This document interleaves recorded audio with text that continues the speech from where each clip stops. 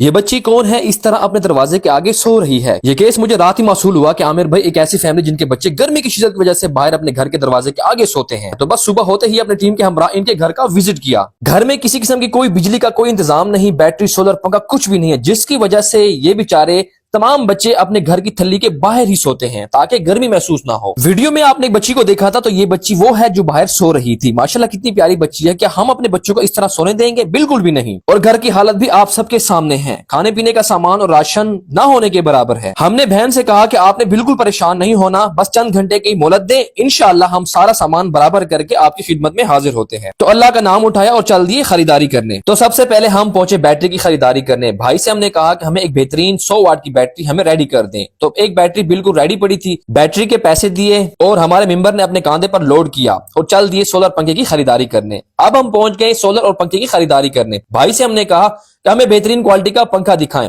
بھائی نے ہمیں بہترین کوالٹی کا پنکھا دکھایا، تو ہم نے کہا کہ ہمیں چلا کے دکھائیں۔ ماشاءاللہ آپ دیکھ سکتے ہیں کتنی زبردست ہوا دے رہا ہے۔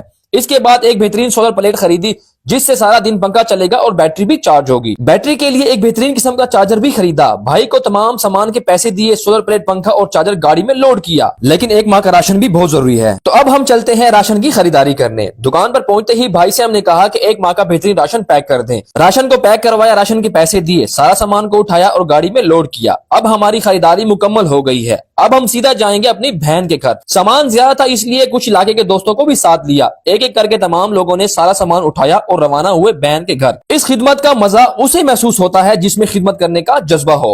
اس شدید گرمی میں بھی ہماری ٹیم کے جذبے بلند ہے، تو الحمدللہ بہن کے گھر پہنچ گئے۔ بہن اور بچے ہمارا پہلے سے ہی انتظار کر رہے تھے۔ گھر میں پردہ کروایا اور سارا سامان بہن کے گھر پہنچا دیا۔